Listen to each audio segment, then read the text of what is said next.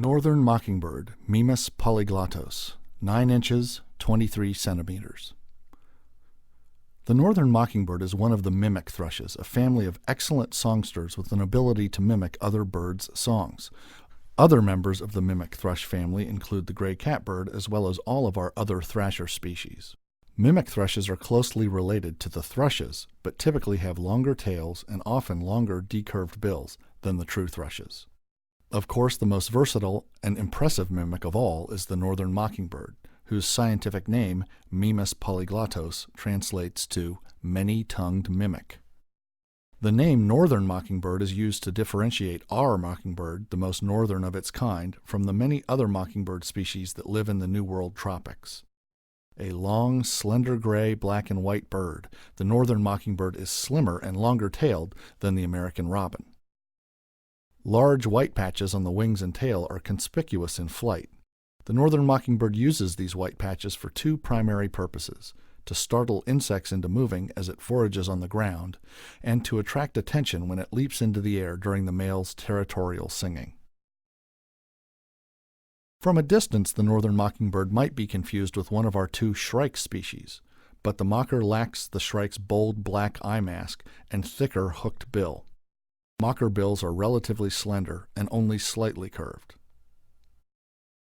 Traditionally associated with the southern United States, the northern mockingbird is expanding its range northward at a remarkable rate. Milder winters and the abundance of berry and fruit-producing plants in ornamental landscaping are credited with assisting the mockingbird in its northward expansion. Mockers prefer brushy, brambly habitat for nesting, but can often be seen foraging on grassy lawns in urban parks and backyards. They are common along roadsides and woodland edges. In summer, they eat primarily insects. They switch to fruit when cold weather makes insects hard to find. It is the northern mockingbird's voice that most distinguishes it from other birds. The song is a varied, prolonged succession of notes and phrases, each of which the bird may repeat from 3 to a half dozen times before changing to a new phrase.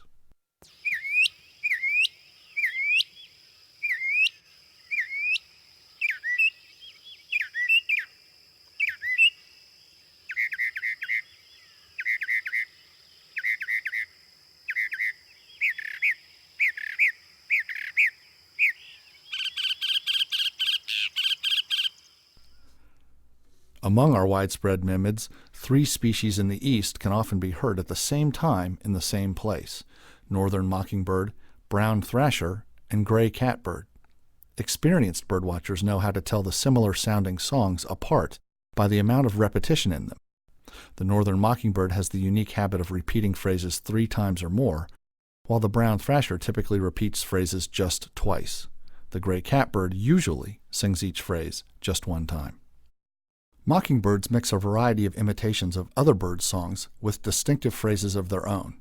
They may also imitate non-bird sounds such as car alarms and telephone rings. Let's listen to a mockingbird singing a variety of other birds' songs.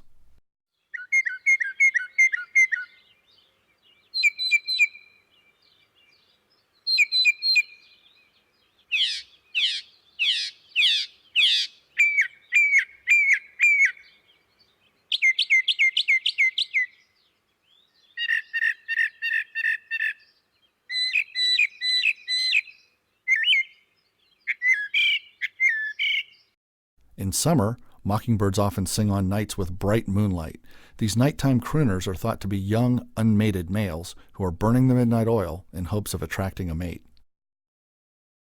Mockers commonly give 2 other calls, both short, a loud chack and a nasal chair.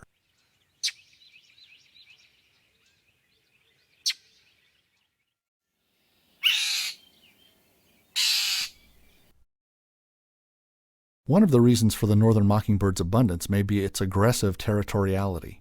During the nesting season, mockers are known to attack creatures that invade the immediate area of their nest, including domestic cats and dogs, and even people. The mocker will swoop down and deliver a hard peck to the head or back, an attack that is intended primarily as a scare tactic. In winter, mockingbirds will aggressively defend a reliable food source from all other birds. As the northern mockingbird expands its range to the north and west, more of us will be able to enjoy the music made by this many-tongued mimic.